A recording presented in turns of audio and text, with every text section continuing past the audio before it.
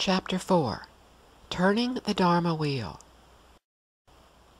In life there is suffering. Suffering is caused. Suffering can end. The way to its end is through the practice of discipline, concentration, and wisdom. It might seem pessimistic for the Buddha to say that in life there is much unhappiness. But he did not leave it at that, for, like a good doctor, he diagnosed the fundamental problem of life and declared it. Life involves suffering. Like a good doctor, he wanted to help all beings so that they would attain the understanding that would lead to awakening and thus obtain permanent release from distress. He was not concerned with worldly or spiritual speculation, but with how to help all beings achieve liberation. And like a caring doctor, he optimistically determined that a cure exists and prescribed the requisite treatment as embodied in the Four Noble Truths: right understanding and proper practice. The Four Noble Truths provide the solution to our unhappiness. We need to understand and abandon suffering and its cause, and embrace the proper way of living. This statement is surely one of optimism, not pessimism.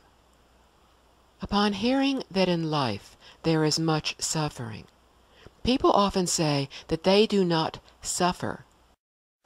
We might understand better the meaning of suffering if we think of it as describing life as never being completely satisfactory.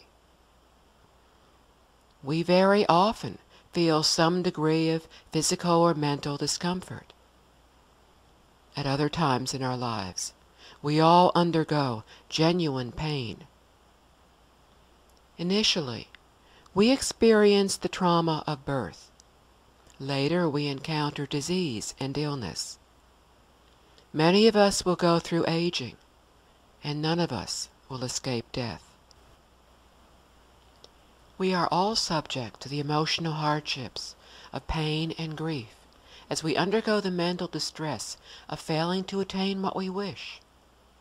All too often, we find ourselves having to tolerate the presence of those we dislike or perhaps even hate. And eventually, we will be separated from all those we love.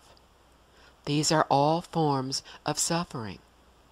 As Siddhartha had learned, even a king is helpless in the face of aging and death.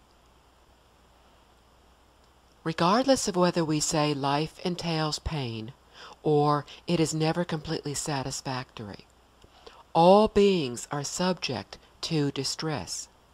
Simply put, things usually do not go as we wish.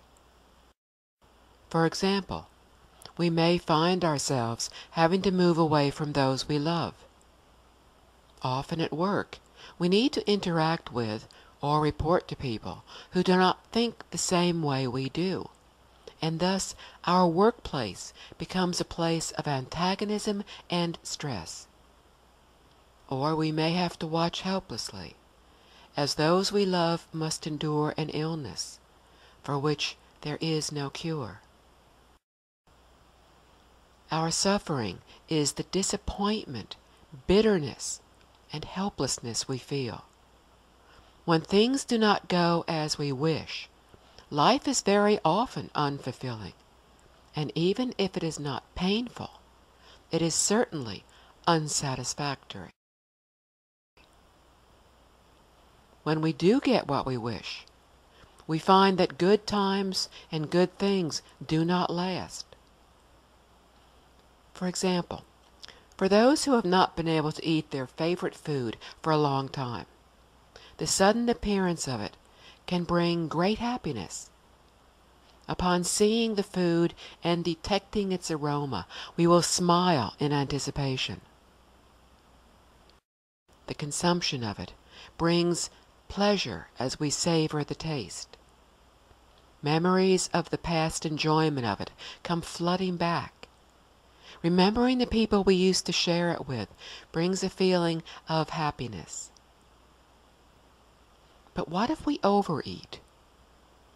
Within our enjoyment lies the seed of distress, as we give in to our senses and eat too much. No longer happy, we now feel uncomfortable and may even become ill.